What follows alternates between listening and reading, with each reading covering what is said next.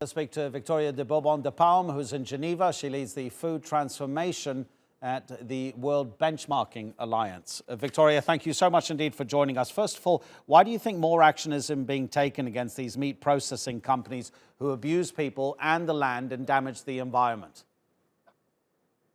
Well, actually, Adnan, I think it's a great topic that you bring up because there's so many players in the food industry. You've got the companies, you've got governments, you've got civil society bringing all of these issues to our attention. And then you've got the role of consumers. And the great thing about this plant-based movement and the information that we're getting about the meat production is that it's really consumer-driven. And we see that investors are jumping on it. Governments are realizing that it has a huge impact on environment and the health of the people, so that probably also some governmental incentives would be great to have in place, and also other value chain partners, because it's one part of the food system, a very, very crucial one. But there's so much more that needs to be done in the food space. Well, it's quite possible that it's consumers who will drive the transition from meat to meat alternatives.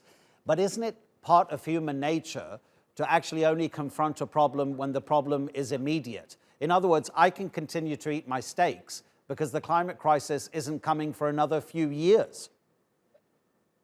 Well, luckily, we're in a day and age, we've got so much information at our hands, right? And I think that is really driving this.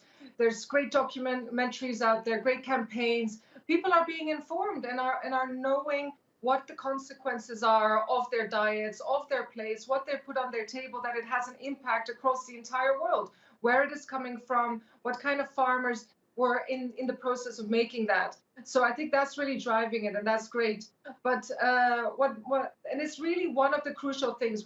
I'm personally almost on a weekly basis in negotiations about food system, how we change our food system, right? So with companies and with institutions, and next year we'll have a great moment with the UN food systems coming up, and you see that one of the main big game-changing, system-changing initiatives is this plant-based movement, because it's not only about environment, it's about people's health, and that is really such an expansive a win that you can create if you move to more plant-based diets. And you don't have to be a vegetarian immediately, but at least already reducing the amount of meat has staggering effects on environment and your personal health.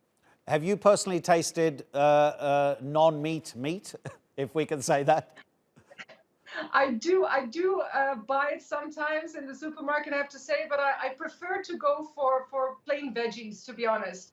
The chefs and the restaurants out there, the many restaurants, unfortunately, that are closed now, I love that they're going online and at least sharing recipes and trying to generate, traffic by ordering, by being able to deliver. And they are really inspiring us how we can just bring the vegetables that we already have and create a full dish. We don't have to have meat on the plate to be at a fulfilling meal. So the alternatives might be a first good bridge.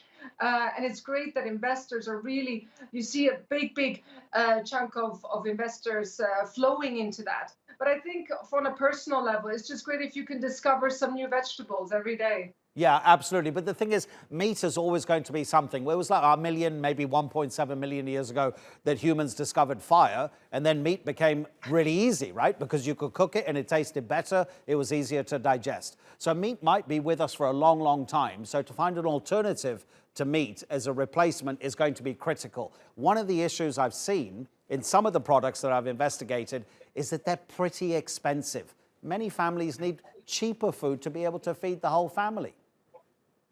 I completely agree with you, Adnan, absolutely. And we shouldn't forget that although the guidelines say like a minimal amount of meat a day is good for your health, but you shouldn't exceed, there's hundreds of millions of people around the world that cannot even afford that.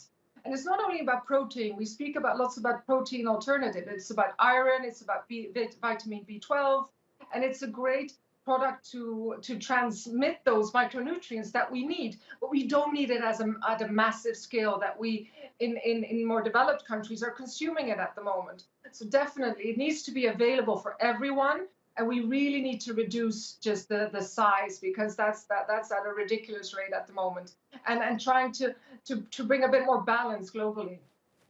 Okay, Viktoria de Bourbon de Parme, thank you so much indeed. Honestly, you're so passionate about it.